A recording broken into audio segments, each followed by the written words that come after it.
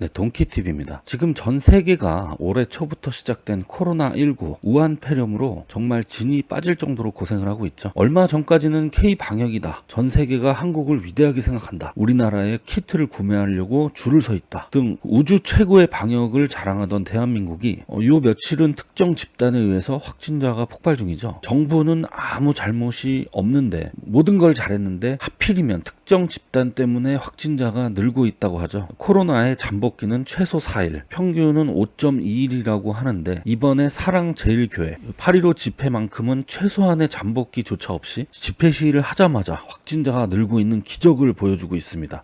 혹시 코로나가 아닌 우로나가 아닌지 의심이 되는데 우로나가 뭐냐면 우로나는 양성, 좌로나는 음성인데 요즘은 잠복기도 없이 우파명 감염되는 우로나가 유행하는 것 같아요. 요즘 같은 시국 코로나에 걸리지 않을 방법이라기보다는 양성 판정을 받지 않을 수 있는 방법을 제가 몇 가지 정리를 해봤습니다. 꼭 실천을 해서 우리 모두 정신 건강에 유의해야 되겠습니다. 첫 번째는 교회에 가서 예수님을 찬양하는 등 종교의 자유를 누리기보다는 방역 성공에 대한 K-방역은 찬양하고 확진자 수 증가에 대해서는 특정 교회의 탓을 하면 됩니다.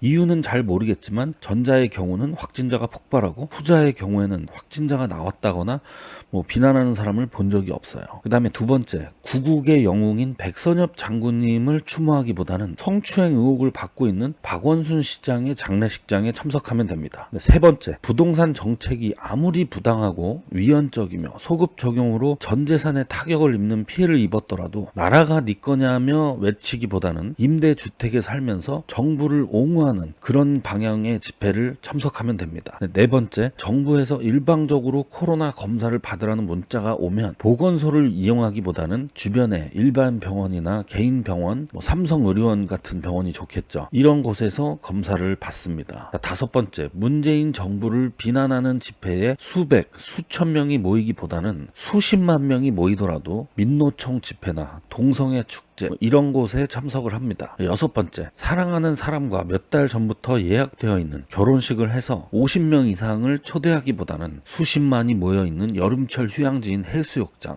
수영장, 호텔, 헬스장, 2030 클럽, 노래방 이런 곳에 가서 차라리 부비부비를 하거나 헌팅을 하는 겁니다. 네, 제가 요즘 며칠 보니까 일단 위 6가지만 잘 지키면 코로나 양성 판정의 공포에서 어느 정도 벗어날 수 있지 않을까 이런 생각이 드는데 이재명 지사는 마스크 착용에 대한 행정 명령을 내리고 위반 시 300만 원 이하의 벌금을 물리겠다고 엄포를 놓기도 했는데 글쎄요, 이번 정부 들어와서 무슨 명령이다, 규제다, 허가, 금지, 제재, 처벌, 공공의 이익, 증세 이런 단어들이 매일같이 질비해서 저 위쪽에 있는 북한이 생각이 납니다. 헌법상의 권리인 집회 시위를 무차별적인 전면 금지하는 게 과연 허용되는지 의문이 드는데 게다가 정부는 요즘 걸핏하면 구상권을 청구하겠다고 협박을 하고 있죠.